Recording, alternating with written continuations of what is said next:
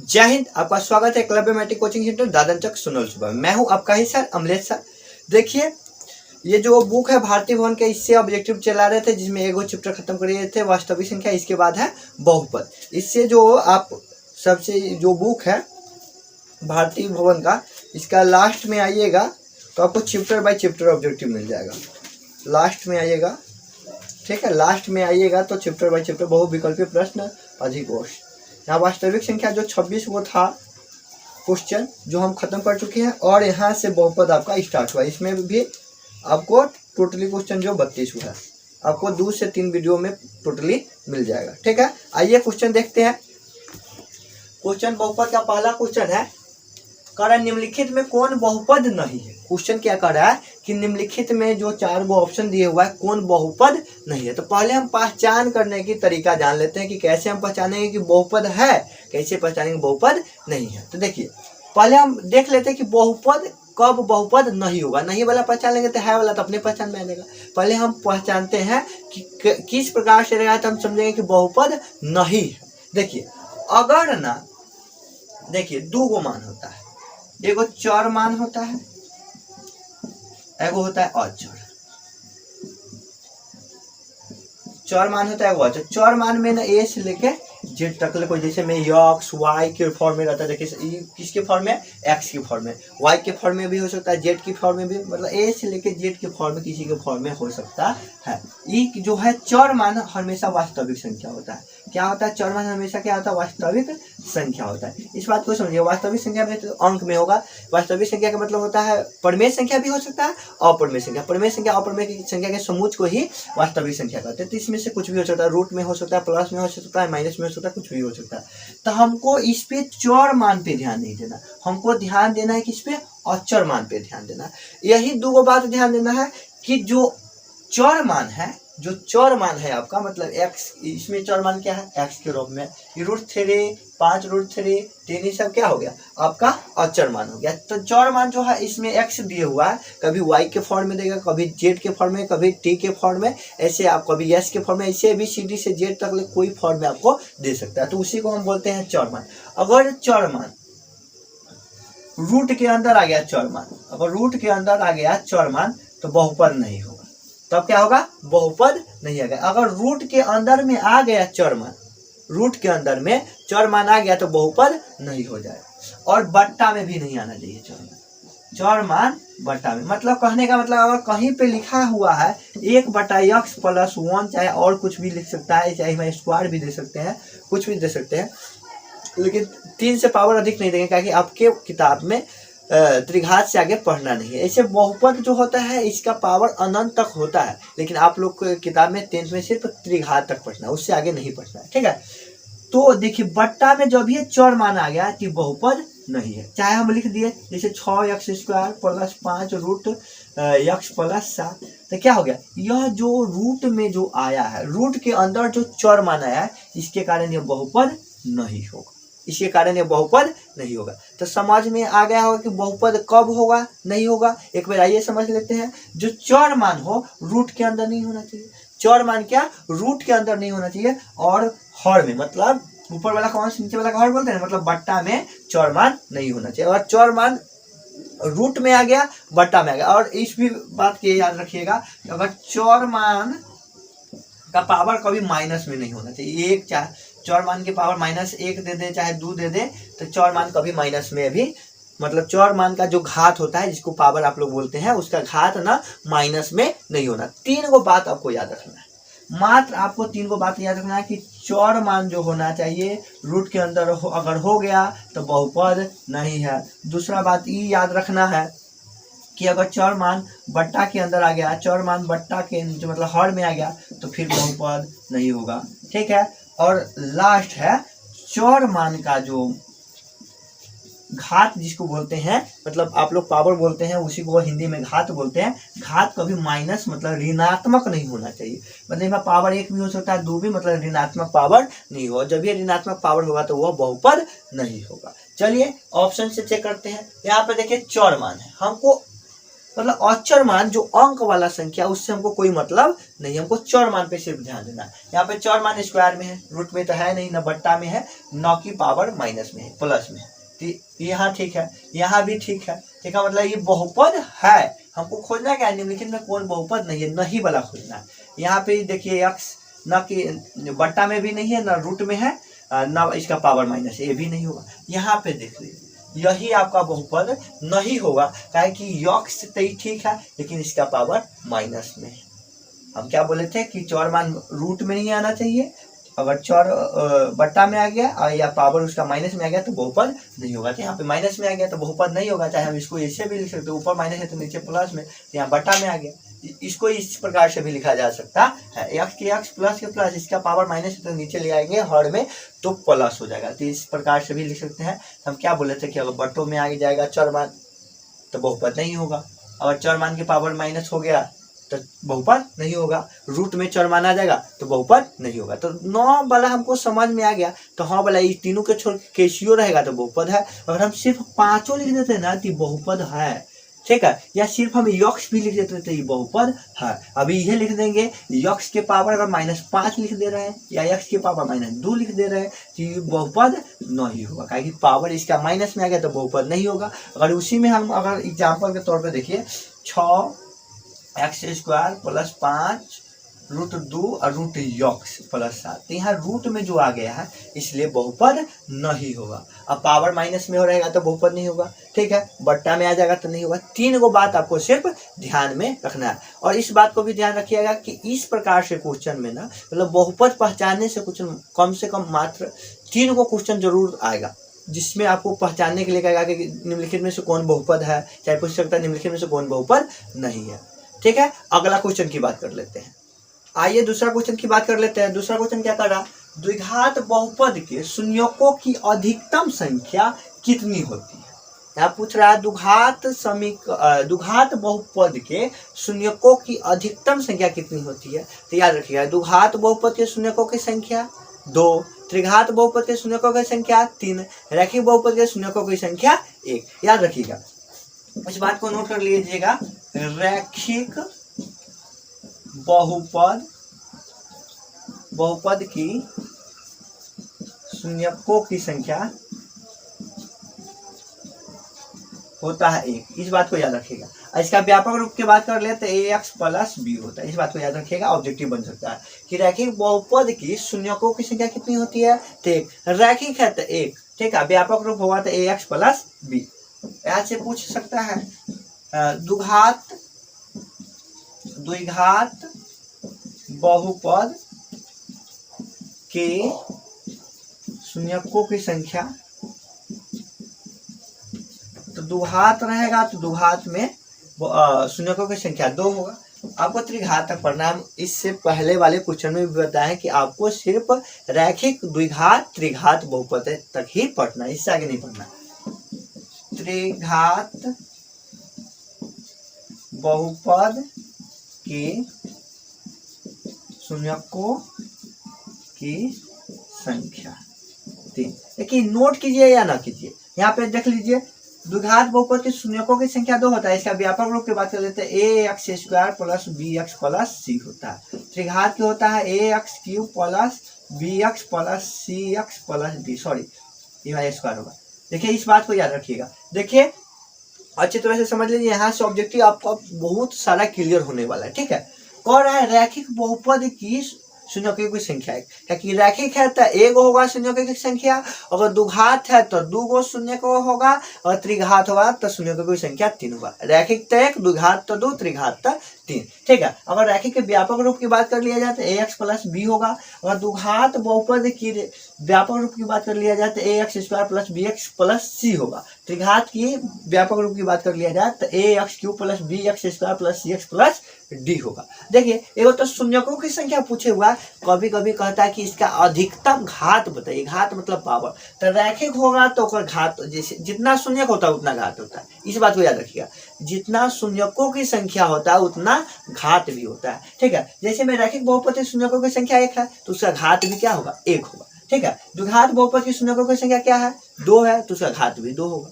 ठीक है, त्रिघात बहुपद की शून्यकों की संख्या कितना है 3 है, तो इसका घात भी 3 होगा। घात मतलब सर्वाधिक पावर। अब देखिए रैखिक है तो इसका देखिए व्यापक रूप ax प्लस b है, तो इसका सर्वाधिक घात क्या है 1 होगा, न कि छोटा। ये मान देखिए सर्वाधिक घात क्या है इसका 2, घात मतलब पावर, ठीक है। इसमें सबसे सर्वाधिक घात क्या है 3 है, समझ गया। रैखिक के शून्य की संख्या या घात की संख्या, घात पूछेगा, सर्वाधिक घात पूछेगा तो 1 होगा। दुघात के शून्यकों की संख्या या घात की अधिकतम मान पूछेगा तो 2 होगा। त्रिघात के शून्यक और उसकी घात की मान 3 होगा। इस बात को याद रखिएगा, व्यापक रूप याद रखिएगा। तो इस क्वेश्चन में पूछ रहा था दुघात बहुपद के शून्यकों की अधिकतम संख्या कितनी होती है, तो दुघात में 2 होता है, रैखिक में 1 होता है, त्रिघात में 3 होता है, ठीक है। चलते अगले क्वेश्चन की ओर। देखिए तीसरा नंबर क्वेश्चन की बात कर लेते हैं।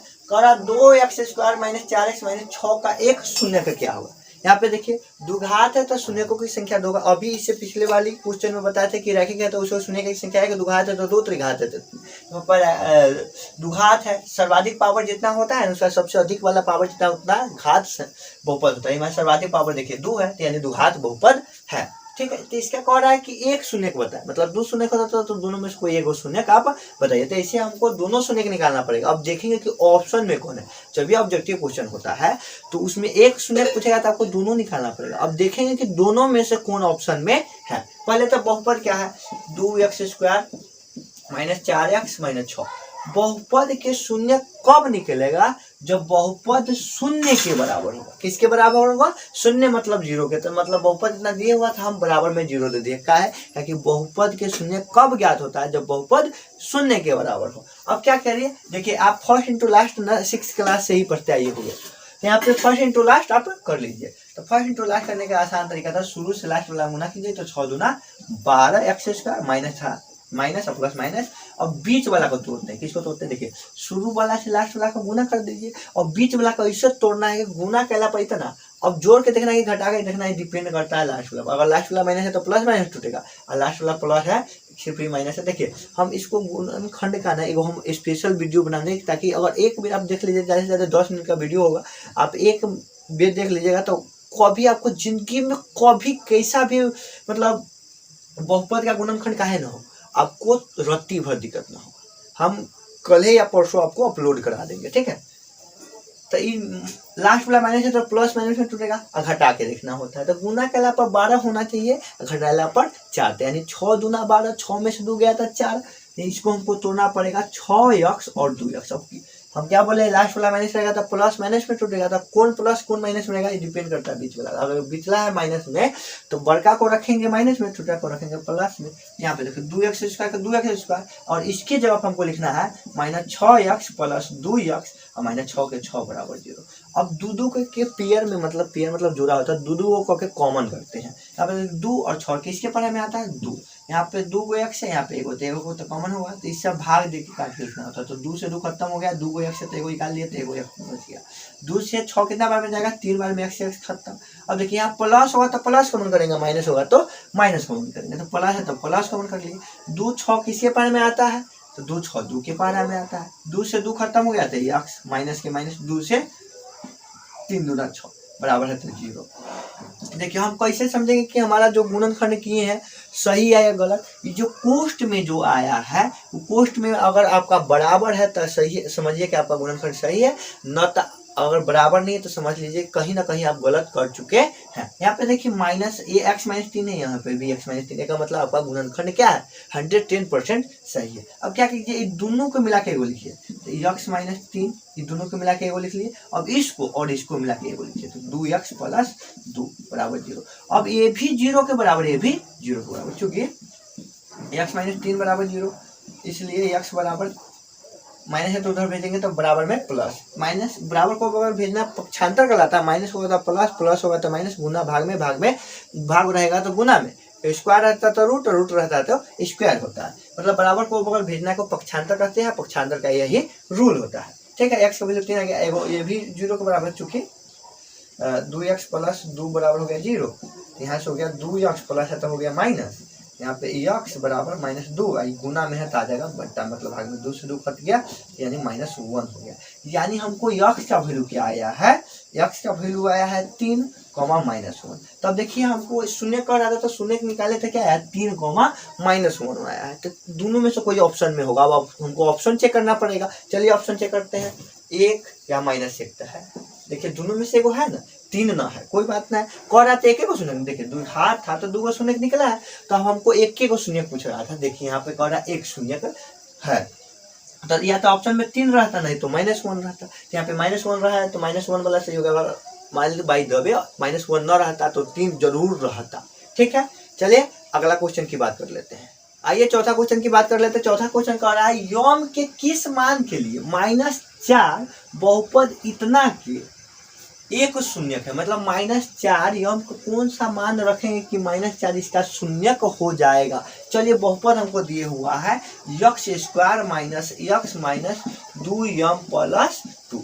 तो कह रहा है शून्यक है, जब भी एक शून्यक बहुपद ये कब प्राप्त होगा भाई साहब, जब बहुपद आपको 0 के बराबर होगा, यानी बराबर में 0 दे दिए तब इसका शून्यक होगा। तो कह रहा है कि यह -4 शून्यक उसका होगा, तो यानी यक्स की वैल्यू भाई साहब -4 दिए हुआ है। ठीक है, जब शून्य इसका होगा तो यक्स का वैल्यू -4, मतलब शून्य वही ना होता है, शून्य का हल मूल वही होता है। यक्स के फॉर्म में है तो यक्स के वैल्यू, वाई के फॉर्म में है तो वाई के वैल्यू। तो देखिए अब क्या है, हमको पता है यक्स के वैल्यू -4 है, तो यक्स के जगह पर -4 रख लीजिए, सॉल्व कीजिए, आपको यम का वैल्यू आ जाएगा। एक्स स्क्वायर है तो एक्स के जगह पर -4, तो -4 का स्क्वायर हो गया, माइनस एक्स के जगह पर एक्स का वैल्यू -4 थी, माइनस तो पहले से था, एक्स के जगह पर -4 माइनस 2m प्लस 2 बराबर हो गया 0। अब यहाँ पे देखिए 4 के स्क्वायर क्या होगा, 4 के स्क्वायर मतलब 4 में 4 से गुना, तो 4 चौका 16, अब माइनस के स्क्वायर प्लस होता है। देखिए इस बात पे ध्यान दीजिएगा, कभी गलत नहीं होगा। अगर इसको बोलते हैं आधार, इसको क्या बोलते हैं आधार, इसको बोलते हैं पावर। अगर आधार माइनस में हो, किसके लिए बता लिए, जब आधार माइनस में हो, जब आधार माइनस में हो, अगर पावर सम होगा तो प्लस में वैल्यू देगा, आधार माइनस में हो अगर पावर विषम होगा तो वह माइनस में देगा। पावर सम होगा तो प्लस में वैल्यू, विषम होगा तो माइनस में वैल्यू, बात याद रखिएगा। तो यहाँ पर तब पावर सम है तो प्लस में वैल्यू, मतलब ध्यान दीजिए, मतलब सम होता है जो 2 से करता है, अभी सम होता है जो 2 से नहीं करता है। अब माइनस माइनस क्या होगा plus, minus minus plus 4 minus, अब देखिए 2m के 2m माइनस से गुना होगा, तक देखिए माइनस एक आगे न किसी यानी माइनस है तो गुना होगा कितना में, जितना के घेर के रख ले, तो घेर के रख ले इतना में, मतलब ए से ए में भी गुना होगा, ए से ए में भी गुना होगा, तो 2m में माइनस से गुना करेंगे तो -2m प्लस है तो -2 बराबर हो गया आपका 0। अब देखिए अब प्लस वाला के एक साथ होता है, माइनस वाला के एक साथ, तो ये प्लस है ये माइनस, तो ये प्लस वाला एक साथ हो जाएगा तो 16, पहले प्लस एक क्रिया तब ना माइनस एक क्रिया, तो 16 4 क्या हो गया 20 माइनस 2m माइनस 2 बराबर 0। अब देखिए 20 में से ये 2 जाएगा, ये प्लस ये माइनस, 20 में से 2 गया तो 18 माइनस 2m बराबर हो गया 0। अब यहाँ पे देखिए इसको प्लस है तो उधर भेज दीजिए, इधर बच गया 2m, अब बराबर को बराबर भेजेंगे, प्लस था तो हो गया -18, माइनस से माइनस आपके पास खत्म हो गया, तो यम बराबर हो गया 18, गुना में है था 2 गुना में था तो क्या आ जाएगा भाग, मतलब बट्टा में आ जाएगा, तो 2 का 2 2 नमा 18, इसलिए यम के वैल्यू क्या हो गया 9 हो गया। अगर आपको सब्जेक्टिव में भी यह पूछ देता, अगर 2 मार्क्स में भी पूछ देता तो आप इस तरह से बना लेते। देखिए आपका ऑब्जेक्टिव के भी तैयारी करा रहे हैं और 2 नंबर क्वेश्चन के भी तैयारी कर रहे हैं, हम पूरे प्रोसेस से अच्छी तरह से समझा के बना देते हैं ताकि आपको दिक्कत हो। समझिए कि एक बार आपका ये चैप्टर रिविजन ही हो रहा है, ठीक है, तो आपका आंसर क्या हो गया 9 हो गया। अगर यम के मान 9 रख देंगे तो इसका क्या हो जाएगा शून्यक हो जाएगा। आइए दूसरा क्वेश्चन देखते हैं। आइए 5 नंबर क्वेश्चन की बात कर लेते हैं। 5 नंबर क्वेश्चन कर रहा है x² प्लस 2x प्लस 1 के शून्यक निम्नलिखित में से कौन है। यह ऑप्शन जो दिए हुआ है इस बहुपद का शून्यक क्या है, 4 ऑप्शन दिए हुआ। तो शून्यक निकालने के लिए सबसे आसान तरीका देख लीजिए, x² प्लस 2x प्लस 1। शून्यक कब ज्ञात हुआ जब बहुपद 0 के बराबर हुआ, कर लीजिए 0 के बराबर। अब इसको देखिए फर्स्ट इंटू लास्ट होने वाला, आप लोग फर्स्ट इंटू लास्ट काफी पढ़े होइएगा, हमको पता है। अब इसको क्या करता है, फर्स्ट टू लास्ट कैसे करते हैं देखिए। और टोटल प्लस में एगो क्या टाइप बनता है कि टोटल प्लस में हो, एगो टाइप बनता है सिर्फ बीच वाला माइनस में हो, एगो टाइप क्या बनता है टोटल प्लस में हो जो ये है, एगो टाइप क्या बनता है बीच में माइनस हो सिर्फ, एगो टाइप क्या बनता है इमा माइनस हो गया, इमा माइनस हो गया तो इमा प्लस है, माइनस होने से कोई मतलब नहीं होता। देखिए बहुपद का जो गुणनखंड है सिर्फ हम 3 तरीके से, सिर्फ 3 टाइप पर पूरा को अच्छी तरह से समझा देंगे। वो बोले हैं कि अगले वीडियो में, जब वादा कर दिया आप लोग के साथ कि अगले में वो वीडियो हम डालेंगे बहुपद के गुणनखंड का जो तो डालेंगे, और एक ही वीडियो में उसका समझिए उसका काम तमाम करेंगे। देखिए पूरा प्लस है तो प्लस प्लस में टूटेगा, शुरू से अंत वाला में गुना करिए यानी एक्स स्क्वायर में एक से गुना करिएगा तो एक्स स्क्वायर। अब हमको तोड़ना किसको होता है, बीच वाला को, तो 2x तो ऐसे न तोड़ेंगे कि गुना कैला पर एक्स स्क्वायर, गुना कैला पर भाई साहब एक्स स्क्वायर, और जोड़ने के बाद 2x होना चाहिए। तो देखिए x और x में गुना कर लीजिए, तो x में गुना कीजिए तो x में x से गुना करेंगे तो एक्स स्क्वायर। अब इसको जोड़ लीजिए ना, तो एगो x भाई साहब 2 x होता है। देखिए पूरा कंप्लीट करता है। देखिए शुरू वाला जैसे के तैसे बीच वाला को तोड़े हैं 2x के, किसमें तोड़े हैं x प्लस x में तोड़े हैं, अंत वाला के जैसे का तैसे क्या किए हैं, शुरू वाला के जैसे का तैसे अंत वाला के जैसे का तैसे, सिर्फ बीच वाला को तोड़ते हैं, इसको तोड़े x प्लस x में, तो x वो x 2 x हो जाएगा। अब यहाँ पे देखिए x कॉमन होने वाला है तो x कॉमन कर लीजिए, तो 2 x था तो एगो x कॉमन कर लिए हैं, तो एगो x बच गया, प्लस के प्लस x से x खत्म हो गया प्लस। अब देखिए x और 1 में कोई कॉमन है, कॉमन नहीं रहेगा तो क्या करेंगे, और कॉमन नहीं होने वाला है तो क्या करेंगे, तो भाई साहब अगर कोई में किसी कॉमन नहीं होने वाला होता है तो एक तो कॉमन होगा, तो एक कॉमन कर लीजिए, एक कॉमन कर लेंगे तो जैसे का तैसे x है तो x 1 है, तो क्या कि x कोई भी संख्या में भाग देने से वही संख्या प्राप्त होता है बराबर 0। अब देखिए हम क्या बोले थे, गुणनखंड कैसे हमको पता चलेगा कि सही है कि गलत बनाए हैं।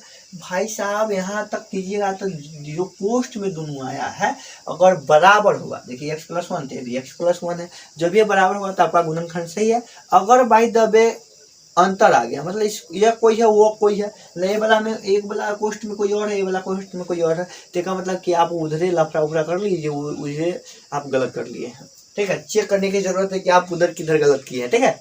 अब देखिए दोनों के मिला के एगो लिखेंगे, तो भाई साहब दोनों के मिला के हम एगो लिख दिए, इसको और इसको मिला के भाई साहब एगो लिख दिए, अब इसको मिला के भाई साहब एगो लिखेंगे। अब ये बराबर हो गया 0 के, मतलब ये भी 0 के बराबर, ये भी 0 के बराबर, देख लीजिए x प्लस 1 ये भी 0 के बराबर, इसलिए x बराबर हो गया -1। फिर अब भाई साहब इसको 0 के बराबर किए तो इसको भी तो करना पड़ेगा ना, तो हो गया x प्लस 1 बराबर हो गया 0, इसलिए x बराबर प्लस है तो माइनस। देखिए हमसे पूछ रहा था शून्य का, हमसे पूछ रहा था शून्य का, इसका बताइए शून्य का मतलब वही हल, शून्य पूछे हल पूछे मूल पूछे कहानी वही है, ठीक है। x के वैल्यू आया है तो हमको कितना है -1 -1 अब देखिए कहाँ है -1 -1, सी ऑप्शन आपका सही हो जाएगा। आइए अगले क्वेश्चन की बात कर लेते हैं। आइए 6 नंबर क्वेश्चन की बात कर लेते हैं। 6 नंबर क्वेश्चन कराइए, यदि बहुपद px का एक गुणनखंड 5x - 2 हो तो px का एक शून्य का होगा। देखिए कह रहा है कि यदि बहुपद px का एक गुणनखंड 5x - 2 हो तो px का एक शून्य का होगा। कह रहा है कि अगर एक गुणनखंड यहाँ पे ये दिए हुआ है तो उसका एक शून्य का क्या होगा।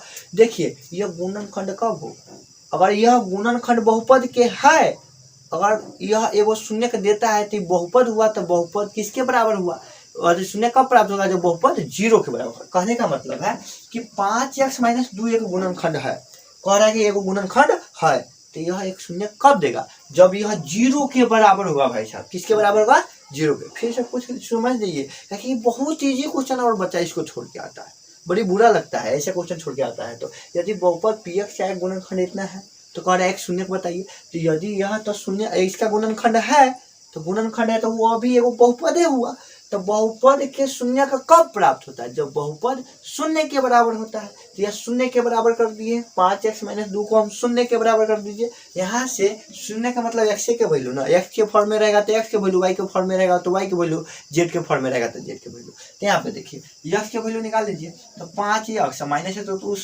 तरफ भेजेंगे, मतलब बराबर के उस बगल भेजने को कहते हैं पक्षांतर करना। तो माइनस है तो प्लस हो जाएगा, प्लस है तो माइनस हो जाएगा, गुना में रहेगा तो उधर भेजेगा तो भाग में रहेगा तो गुना में, इधर स्क्वायर रहेगा तो रूट हो जाएगा, रूट रहेगा तो स्क्वायर रहेगा। ये पक्षांतर का रूल है, ठीक है। माइनस है तो उधर गया तो प्लस, तो यक्स बराबर 2, बगल में मतलब गुना में है तो भाग में मतलब बट्टा में, तो यानी एक शून्य क्या हो जाएगा 2/5। देखिए ऑप्शन में किधर है 2/5। B will be the right answer, B आपका सही आंसर हो जाएगा। आइए अगला क्वेश्चन की बात, आइए 7 नंबर क्वेश्चन की बात कर लेते हैं। यदि बहुपद x square plus P x minus Q के शून्य एक दूसरे के व्युत्क्रम है, व्युत्क्रम के मतलब उल्टा है, तो क्यू का मान ज्ञात करें। व्युत्क्रम देखिए ये क्या है, द्विघात बहुपद है, द्विघात बहुपद के शून्य कितना होता है 2, 2 वो रहेगा तो अल्फा बीटा मानेंगे, अगर त्रिघात रहता तो 3 शून्य होते तो 3 शून्य कितना मानते हैं अल्फा बीटा गामा। तो मान लेते हैं अल्फा का वैल्यू यक्स है तो बीटा का वैल्यू क्या होगा, इसका उल्टा कर दीजिए, बताने की होता है 1 दीजिए, उल्टा कीजिएगा तो 1/x हो जाएगा। व्युत्क्रम का मतलब समझ गया कि अगर वैल्यू इसका 2 होता तो एक होता 1/2, ठीक है, उल्टा कर रहा है तो इसका x मानेंगे तो इसका क्या होगा 1/x हो जाएगा। देखिए क्वेश्चन क्या कर रहा है, बहुपद दिए हुआ है, यहाँ पे दिए हुआ है x square plus P x minus Q, बहुपद के शून्य कम हो गए, उसी वक्त से बताते आ रहे हैं जिस समय से हम चैप्टर आपको पढ़ा रहे हैं। बराबर में 0 करेंगे तब ना बहुपद के शून्य होगा। अब देखिए व्यापक रूप क्या होता है, a x square plus b x plus c, यह द्विघात बहुपद का व्यापक रूप है। देखिए भाई साहब व्यापक रूप काफी बार पूछ चुका गया है कि द्विघात बहुपद का व्यापक रूप क्या होता है, याद रखिएगा कि a x square plus b x plus c. देखिए एक्स स्क्वायर का गुणांक ए का वैल्यू, एक्स का गुणांक बी का वैल्यू, सी अचर पद होता है। तो यहाँ पे एक्स स्क्वायर गुणांक में न किचोड़ देते यानी 1 है, न किचोड़ेगा तो क्या लेना 1, हाँ इसका शून्य 1 हो गया। बी के वैल्यू यहाँ पे p है और सी के वैल्यू यहाँ पे q है। q नहीं भाई साहब, माइनस छोड़िएगा, माइनस मत छोड़िएगा, माइनस q है। देखिए ज्यादा स्टूडेंट की यही गलती होता है कि माइनस रहता तो छोड़ देता है, इस बात पे आप ध्यान दीजिएगा, ठीक है। तो अब हमको कह रहा है कि इसका शून्य क्या है, एक दूसरे के व्युत्क्रम, अगर अल्फा का वैल्यू x लेंगे तो बीटा का वैल्यू 1/x, अगर अल्फा का वैल्यू a लेंगे तो बीटा का वैल्यू 1/a, कुछ भी ले सकते हैं, मानने के लिए x y z किछो मान सकता है। देखिए जब भी अब तक कहेगा कि सर देखिए कि हम बहुपद में दुइये को फॉर्मूला पढ़े हुए हैं द्विघात के लिए कि अल्फा प्लस बीटा बराबर minus b/a, alpha into beta बराबर c/a। अब कौन सा फॉर्मूला लगाए, जब भी व्युत्क्रम की बात करेगा तो याद रखिएगा कि इंटू वाला लगाइएगा। क्या लगाइएगा, इंटू मतलब गुणनफल वाला लगाइएगा। तो अल्फा इंटू बीटा बराबर c/a होता है। अल्फा के वैल्यू अगर x मानेंगे तो बीटा का वैल्यू 1/x होगा, का है ताकि कह रहा है कि शून्य के एक दूसरे के व्युत्क्रम है। तो अल्फा का वैल्यू x तो बीटा का वैल्यू 1/x, तो c का वैल्यू देखिए माइनस q है और a का वैल्यू 1 है। x से x हुआ, x से x तो कट गया।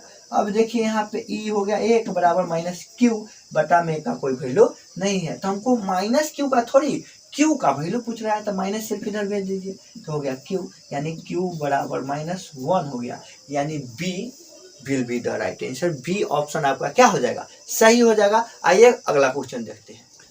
आइए अगला क्वेश्चन 8 नंबर क्वेश्चन की बात कर लेते हैं। कह रहा है बहुपद एक्स स्क्वायर माइनस के एक्स माइनस 42 का एक शून्य -3 है तो के का मान ज्ञात कीजिए। कह रहा है ये बहुपद है, उसका हमको पता है कि एक शून्य का -3 है तो इस के का वैल्यू ज्ञात कीजिए। देखिए बहुपद क्या है, एक्स स्क्वायर माइनस के एक्स माइनस 42 है।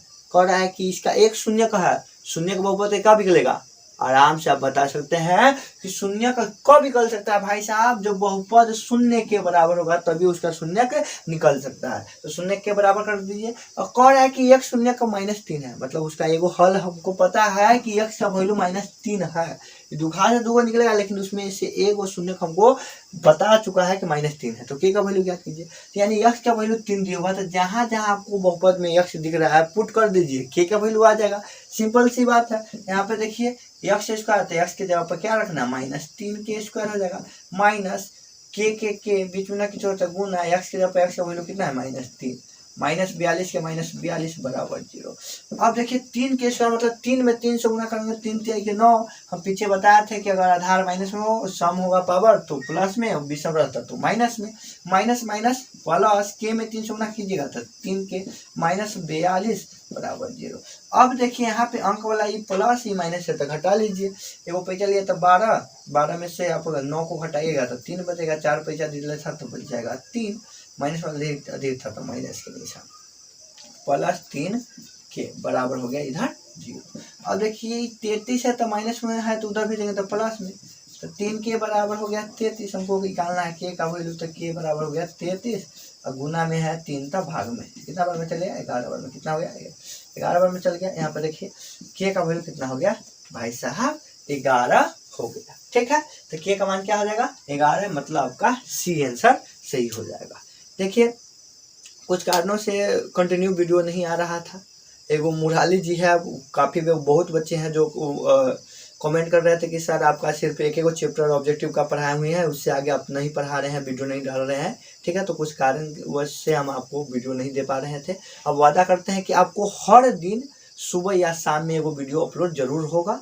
ठीक है, मुराली जी इधर कमेंट कर रहे थे कि बहुपद पढ़ाइए, कह रहे थे कि मतलब गोल्डन गेस जो है, गोल्डन गेस का ऑब्जेक्टिव पढ़ाइए। तो देख लीजिए यह जो हमारा किताब है ना, यह आप लोग पढ़े होइएगा भारतीय भवन के, तो इसमें जो लास्ट में ऑब्जेक्टिव भाई साहब दिए हुआ है ना, कि अगर आप चैप्टर बाय चैप्टर दिए हुआ है, तो अगर आप इसे कवर कर लीजिएगा न तो कोई गेस काहे न हो, उसे आराम से उड़ा सकते हैं। ब्रिलियंट हो, टारगेट हो, विद्यासागर हो, चाहे आता है स्टूडेंट फ्रेंड हो, कोई भी गेस कोई ना हो, तो उसका ऑब्जेक्टिव आप आराम से उड़ा सकते हैं। ठीक है, तो आप हम अभी जो पढ़ा रहे हैं बुक से, इस बुक का ऑब्जेक्टिव आपको क्लियर करा देंगे। क्लियर कराने के बाद आप आराम से सॉल्व कर सकते हैं। जैसे में हम एगो वास्तविक संख्या पढ़ा चुके हैं, तो वास्तविक संख्या वाला 2 वीडियो में 2 पार्ट में है, दोनों को एक बार देख लीजिए। ठीक है, देखने के बाद आप कोई भी गेस उल्टा के वास्तविक संख्या का क्वेश्चन सॉल्व करके देखिए। अगर न बनता है तो फिर आप कमेंट कीजिए, तो हम आपको बताएंगे, बन जाएगा। एगो प्रॉब्लम ना होगा भाई साहब, रत्ती भर दिक्कत नहीं होगा। ठीक है, तो हम अभी आपको बहुपद का 8 क्वेश्चन कराए हैं। यहाँ पे थोड़ा नेट की प्रॉब्लम होता है, इसके कारण हम छोटा छोटा वीडियो आपको अपलोड करेंगे, क्योंकि अगर आधा घंटा 1 घंटा का वीडियो होता है तो वो अपलोड होने में 2-3 दिन लग जाता है। ठीक है, क्योंकि नेट प्रॉब्लम है, गांव की स्थिति इसी होता है। ठीक है, लेकिन अब हम आपसे वादा करते हैं कि कंटिन्यू आपको वीडियो मिल पाएगी। ठीक है, सुबह या शाम में अपलोड हो जाएगा। ठीक है, मिलते हैं हम आपको अगले वीडियो में। आप हंसते रहिए, मुस्कुराते रहिए और अपने आज साफ सफाई बनाते रहिए, देखते रहिए हमारे वीडियो।